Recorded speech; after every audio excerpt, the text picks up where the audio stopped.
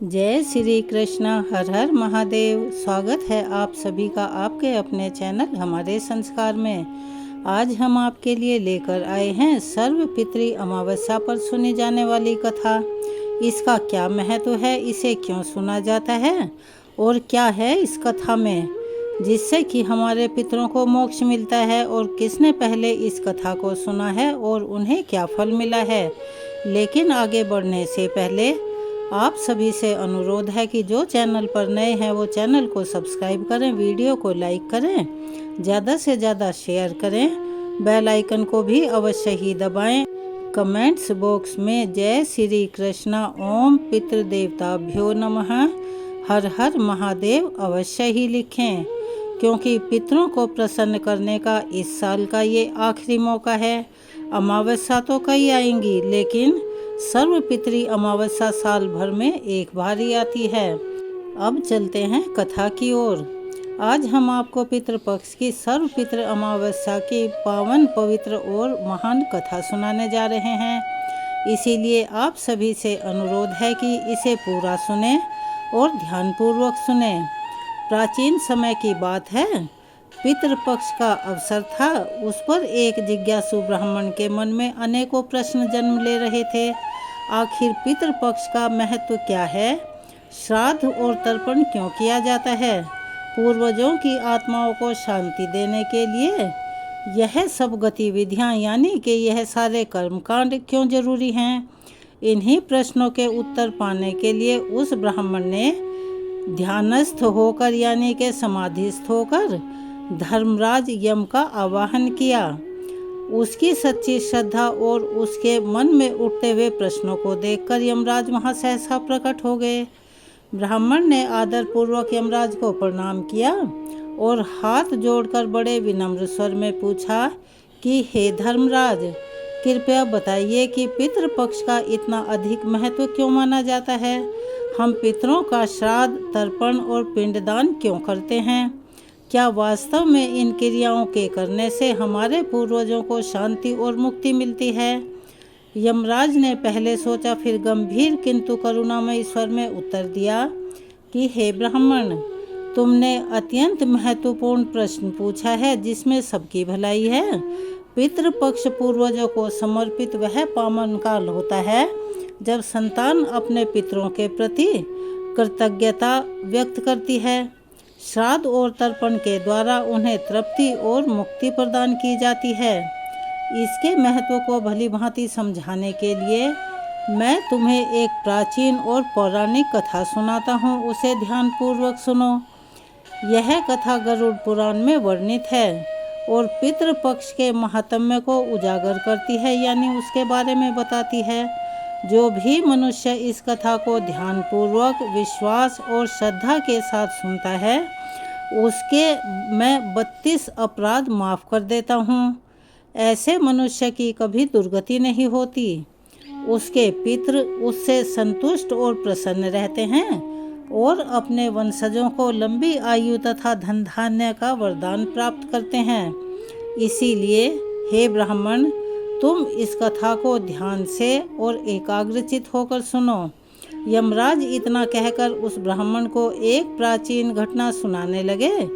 प्राचीन काल में मध्य देश में धन शर्मा नाम का एक पुण्य आत्मा ब्राह्मण रहा करता था।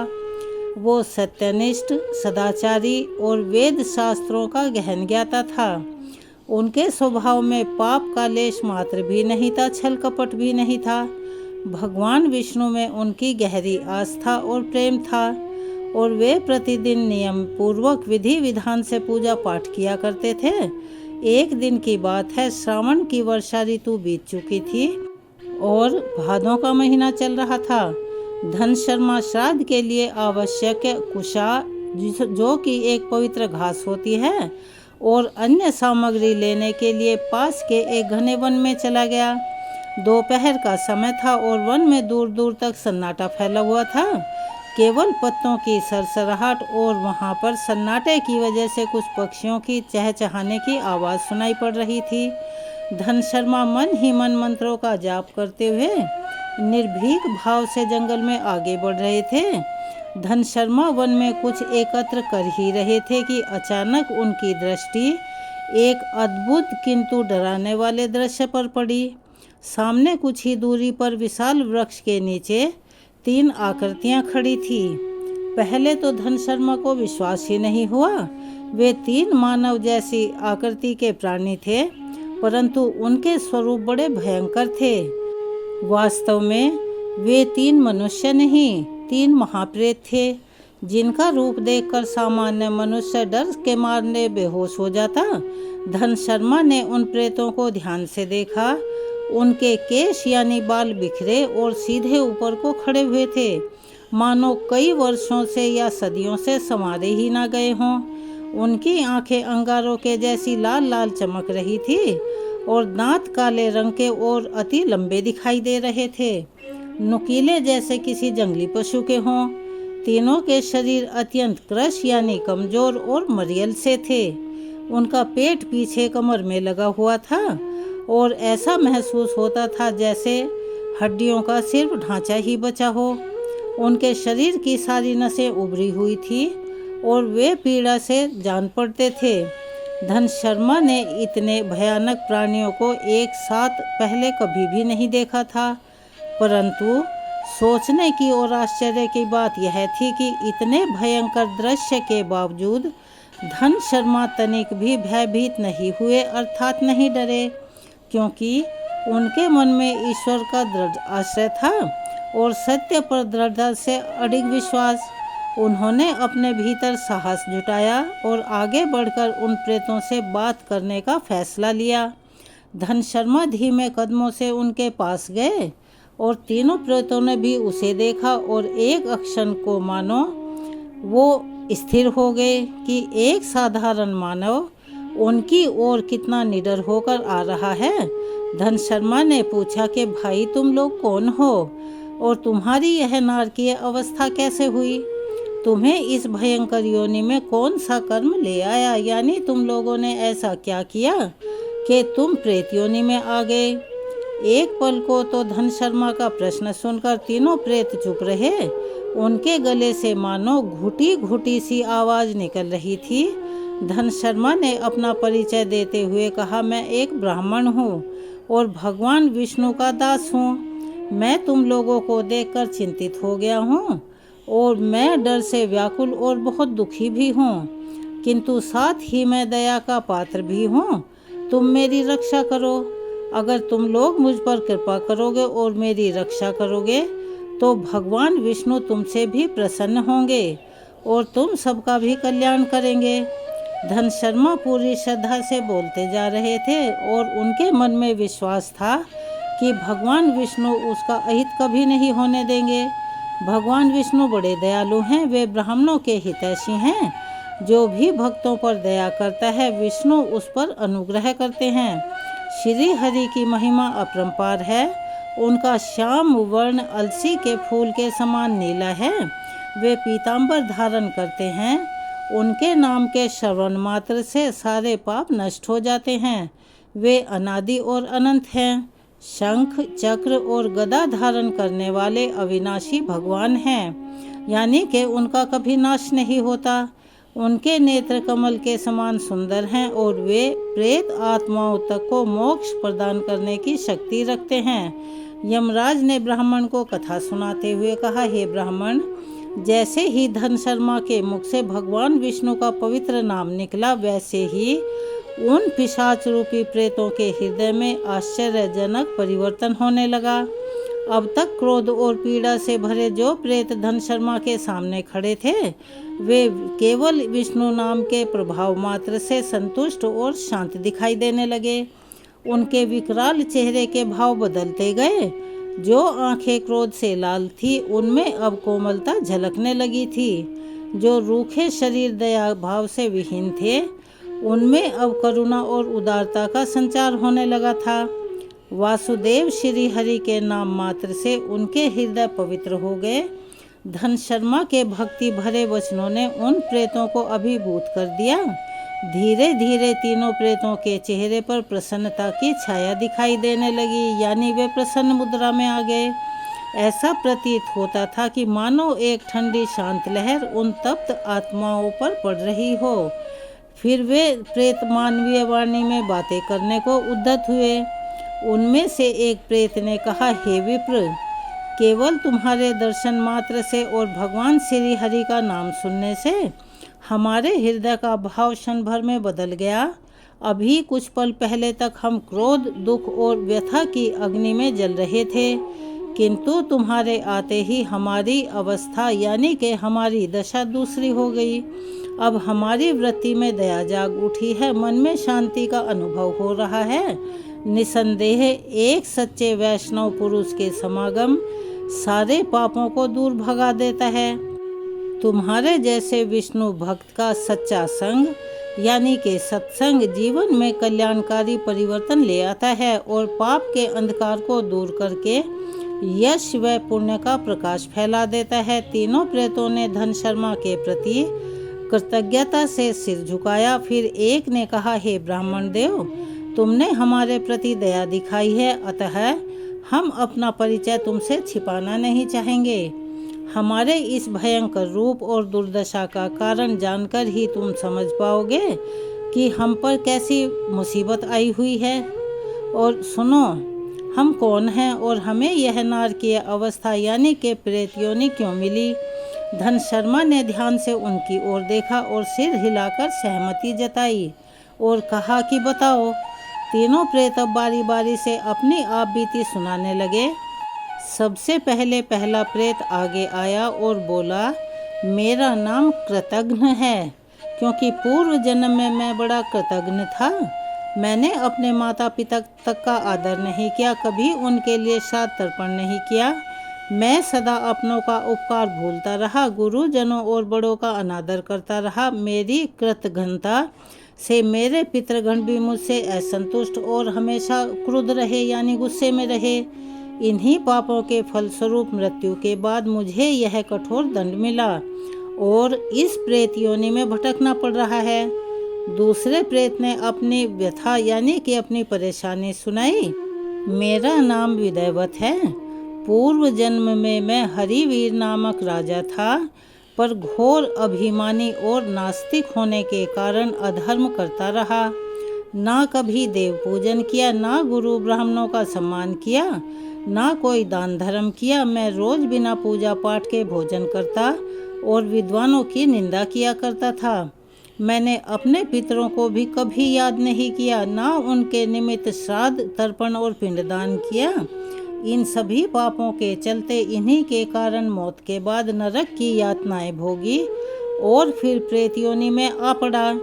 दूसरे प्रेत की कथा सुनकर धन शर्मा का हृदय द्रवित हो उठा। उन्होंने देखा कि विद्यावत की आंखों में पश्चाताप के आंसू भर आए हैं और उसका कृश शरीर थर थर कांप रहा है। अपने पिछले जन्म की गलतियों का एहसास उसे तड़पा रहा था यानी परेशान कर रहा था। फिर तीसरा प्रेत आगे आया और बोला, मेरा नाम अवैष्णव है। मेरे पूर्व जन्म का नाम गौतम था और मैं मध्य देश का एक ब्राह्मण था। दुर्भाग्य से मैंने पितृपक्ष में कभी कोई धर्म कर्म नहीं किया, क्योंकि मेरी संगत ही ऐसी थी। भाद्रपद मास के श्राद्ध पक्ष में ना स्नान किया, ना दान धर्म किया, ना हवन या कोई भी पूजा पाठ किया। मैंने अपने पूर्वजों का तर्पण तक नहीं किया, यानी उनके निमित्त कुछ भी कर्म नहीं किया। इस तरह पितरों की अवज्ञा करके मैंने अपने सारे पुण्य जो भी कभी गाहे बगाहे कमाए होंगे वो सब नष्ट कर डाले और उसके मरने के बाद आत्मा इस प्रेत योनि में भटक रही है। तीनों प्रेतों की करुण कथा सुनकर धन शर्मा की आंखें भर आई और हृदय द्रवित हो उठा। एक और भयंकर रूप वाले यह प्रेत सामने खड़े थे, जिनसे कोई भी अनजान व्यक्ति डर जाता, परंतु धन शर्मा के मन में अब उनके प्रति डर के स्थान पर अपार दया उपज रही थी। उन्होंने जाना कि इन सभी को अपने पापों और विशेषकर पूर्वजों की अवहेलना के कारण ऐसी दुविधापूर्ण और ऐसी दुखी गति मिली। तीनों ने अपने अपने पितरों का निरादर किया था, श्राद्ध तर्पण जैसे पवित्र कर्तव्यों से मुख मोड़ा था उनके पूर्वजों की आत्माएं असंतुष्ट और दुखी रही थी। इसीलिए मृत्यु के बाद इन्हें प्रेत योनि में भटकना पड़ा, यानी कि प्रेत योनि में आना पड़ा। कुछ देर तक धन शर्मा और तीनों प्रेत चुप रहे, जैसे कहने को कुछ बचा ही नहीं, और वन के सन्नाटे में केवल पत्तों की सरसराहट और दूर किसी पक्षी का स्वर सुनाई दे रहा था। अंततः धन शर्मा ने अपने आंसू पोंछे और बोले, आप लोगों की दारुण कथा सुनकर मेरे हृदय में गहरी वेदना यानी कि दर्द हो रहा है। यह जानकर बड़ा दुख होता है कि धर्म से विमुख होने पर आत्मा को कितनी कष्टदायी दशा से गुजरना पड़ता है। आपने अपना परिचय और अपने कष्ट मुझे बताए, इसके लिए मैं कृतज्ञ हूँ। अब यह विनीत ब्राह्मण आपसे पूछता है कि मैं आपके लिए क्या कर सकता हूँ, जिससे आपके सभी समस्याएं, सभी कष्ट दूर हो सकें और आप तीनों को प्रेत योनि से छुटकारा मिले। मैं भगवान विष्णु का भक्त हूँ। यदि मेरे द्वारा कोई सेवा हो सके तो कृपया करके मुझे बतलाइए। संभवतः ईश्वर ने ही मुझे यहाँ आपसे मिलवाया है, क्योंकि उनकी मर्जी के बिना तो पत्ता भी नहीं हिलता, ताकि मैं आप दुखियारों की कुछ मदद कर सकूं। धन शर्मा की सहृदयता से प्रभावित होकर तीनों प्रेत एक दूसरे का मुंह देखने लगे। फिर तीसरे प्रेत गौतम ने आगे बढ़कर हाथ जोड़ते हुए कहा, हे ब्राह्मण, आपसे मिलकर हमें शांति का अनुभव हो रहा है और हमें इस चीज़ का विश्वास है कि आप हमें इस योनि से मुक्ति दिला सकते हैं। तुम्हारी दयालुता के लिए हम आभारी हैं। हम सब चाहते हैं कि हमारा उद्धार हो जाए, इस यातना भरे प्रेत जीवन से हमें मुक्ति मिल जाए, परंतु हमारा पाप इतना बड़ा और भारी है कि अपने बल पर हमसे छुटकारा नहीं पा सकते। कुछ क्षण रुककर गौतम नाम का प्रेत उसके ब्राह्मण के पास गया और कहा, मेरे पास एक उपाय है, किंतु उसमें हमें तुम्हारी मदद चाहिए। सुनो, मेरा एक पुत्र है जो पृथ्वी लोक पर अभी जीवित है। वह धर्म को मानने वाला, श्रद्धा आदि विधि विधान को जानता है। यदि उसे हमारी इस दुर्दशा का पता चल जाए तो वह अवश्य ही हमारा उद्धार करने की कोशिश करेगा। मेरे उस पुत्र का नाम धन शर्मा है। हे स्वामिन, तुम कृपा कर उसके पास जाकर हमारी यह दशा उसे बताना और समझाना कि हमारे लिए क्या करना जरूरी है। हमारे लिए इतना परिश्रम कर दो। परोपकार का फल यज्ञ, दान और तप से भी बढ़कर होता है, और मुझे विश्वास है कि मेरा पुत्र मेरा तारनहार बनेगा, किंतु किसी को तो उसे बताना होगा कि उसके पितरों की आज क्या अवस्था है। हे ब्राह्मण, तुम विद्वान हो, कृपालु हो, मेरी बात अवश्य ही मानोगे और मेरे बेटे को जाकर हमारी दशा बताओगे। कृपया करके हमारा कार्य पूरा कर दो। धन शर्मा यह सब चुपचाप सुन रहे थे। जैसे ही उस प्रेत गौतम के मुख से उसके पुत्र का नाम निकला, धन शर्मा का हृदय जोर जोर से धड़कने लगा। उन्होंने पूछा, स्वामिन, क्या आपका पुत्र धन शर्मा ही है? आपको पूरा विश्वास है? तब अवैष्णव प्रेत बोला, हाँ, मेरे पुत्र का यही नाम है। वह मेरा इकलौता पुत्र है। शायद वह अब तक मुझे भूल चुका होगा, या उसे पता भी ना हो कि उसके पिता की आत्मा किस दुर्गति में पड़ी हुई है और यहाँ वहाँ भटक रही है। धन शर्मा से अब रुका नहीं गया।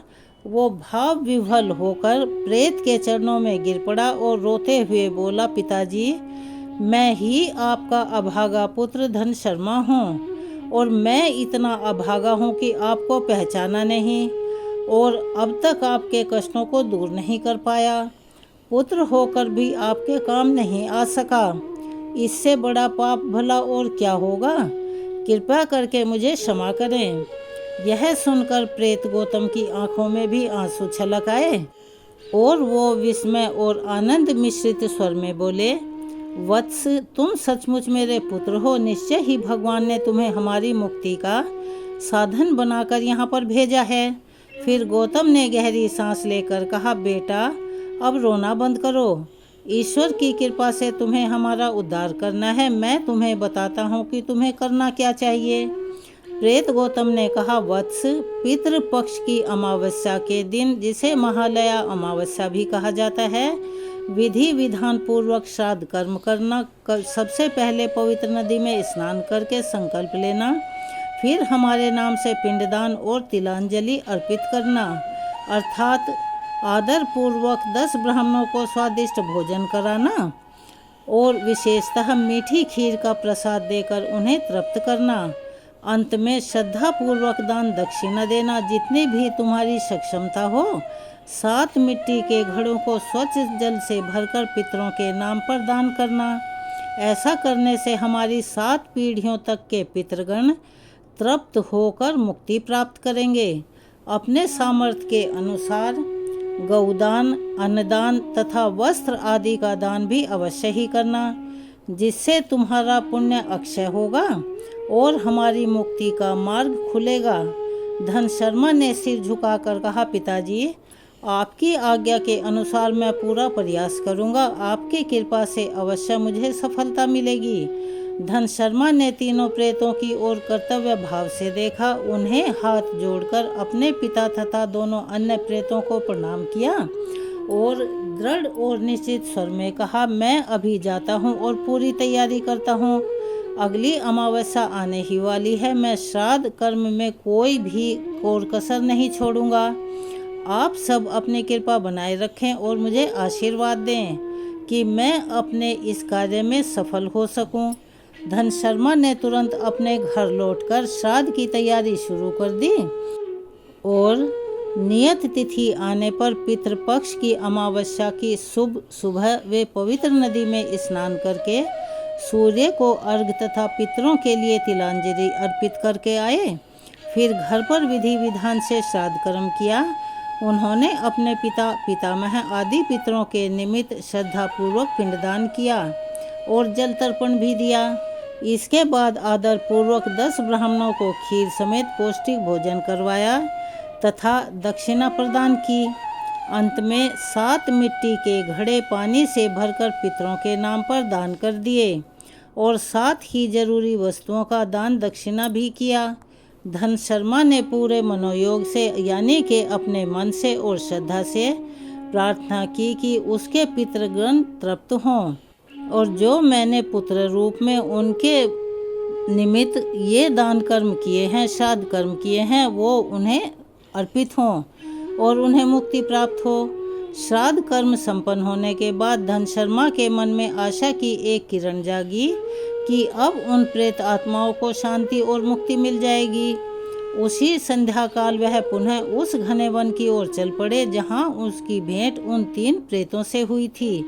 उस संध्या को धन शर्मा फिर उसी स्थान पर जा पहुँचे। उन्होंने देखा कि जिस पुराने वृक्ष के नीचे कल 3 भयावह प्रेत खड़े थे, वहाँ अब दिव्य प्रकाश फैला हुआ है। उन प्रेतों के स्थान पर 3 दिव्य पुरुष खड़े थे। उनके चेहरे तेजस्वी और प्रसन्न थे, शरीर पर उजले रेशमी वस्त्र थे और गले में फूलों की मालाएं लटक रही थी। धन शर्मा तुरंत समझ गए कि वही 3 आत्माएं हैं, लेकिन अब प्रेत योनि के बंधन से मुक्त होकर इस दिव्य रूप में प्रकट हुई हैं। धन शर्मा भाव विभोर होकर उनके पास आए और हाथ जोड़े और सबसे आगे स्वयं अपने पिता गौतम को खड़े देखा, जिनका रूप अब अत्यंत शांत और सौम्य था। गौतम ने अत्यंत खुशी और प्रेम पूर्वक हाथ बढ़ाकर पुत्र के सिर पर रखा और आशीर्वाद दिया। धन शर्मा आनंदातिरेक से उनके चरणों में झुक गए। गौतम ने स्नेहपूर्वक अपने पुत्र को उठाकर अपने हृदय से लगाया। दोनों की आंखों से कृतज्ञता और हर्ष के आंसू बह निकले। गौतम ने प्रसन्न होकर कहा, पुत्र धन शर्मा, तुम्हारी श्रद्धा और सेवा से हम सबको मुक्ति मिल गई है। अब हम पितृलोक को जा रहे हैं। हमारे आशीर्वाद से तुम सदैव सुखी रहो, दीर्घायु और यशस्वी बनो। दूसरी ओर तीसरे दिव्य पुरुष हरिवीर और सुदास ने भी कृतज्ञता पूर्वक धन शर्मा को आशीर्वाद दिया और उन्होंने स्वीकार किया कि धन शर्मा के पुण्य से उन्हें भी प्रेत योनि से मुक्ति मिली है। दोनों ने उसे सुख समृद्धि और यश प्राप्ति का आशीर्वाद दिया। इतने में आकाश से एक अलौकिक रथ अवतरित हुआ, यानी उतरा, जो प्रकाश के जैसा दमक रहा था।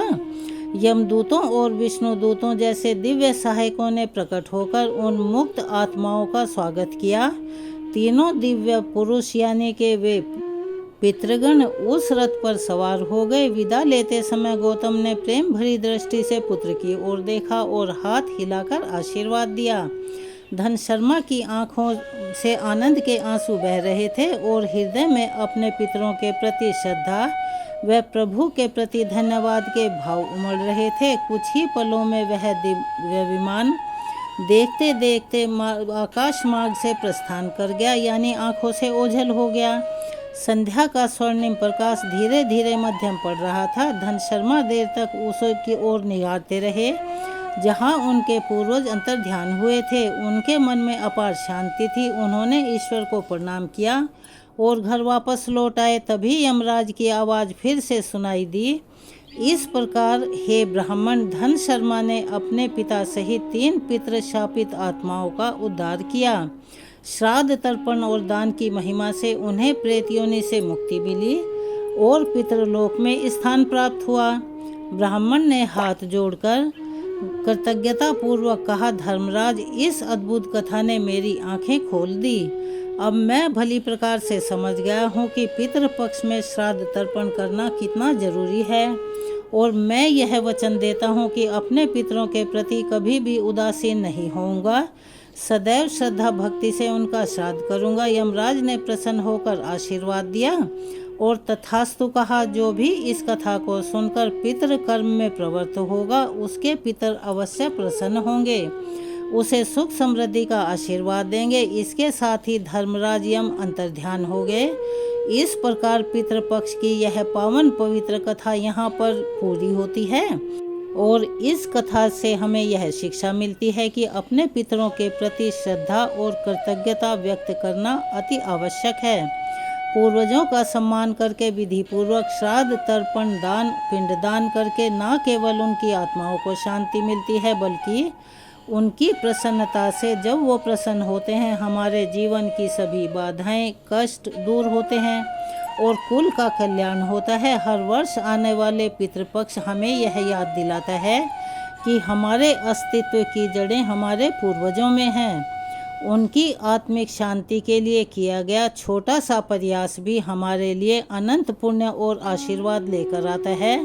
तो सभी से यह प्रार्थना है कि सच्चे हृदय और श्रद्धा भाव से पितृ ऋण, जिसे कि बहुत ही बड़ा माना जाता है, उसे उतारने का प्रयत्न करना चाहिए।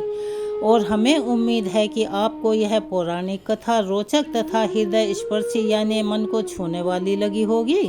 अब जब भी पितृपक्ष का समय आएगा आप इस कथा को स्मरण करके अपने पूर्वजों की सेवा में तन मन धन से लगे रहेंगे। शास्त्रों में सत्य ही कहा गया है, पितृदेवो भवः, अर्थात पितरों को देवतुल्य मानकर उनका आदर करें और पूजा अर्चना करें। इन्हीं भावनाओं के साथ अपने सभी पूर्वजों की पुण्य स्मृति को प्रणाम करते हुए हम अपनी कथा को यहाँ विराम देते हैं। आप सभी से अनुरोध है कि अगर आपको यह कथा पसंद आई हो तो वीडियो को लाइक करें, शेयर करें और कमेंट्स बॉक्स में जय श्री कृष्णा, जय पितृदेव अवश्य ही लिखें। और हमारे चैनल पर जो नए हैं वो चैनल को भी सब्सक्राइब करना ना भूलें। और मिलते हैं अगली वीडियो में एक और नई कथा और जानकारी के साथ। तब तक इंतज़ार कीजिए। आप सभी को तहे दिल से धन्यवाद।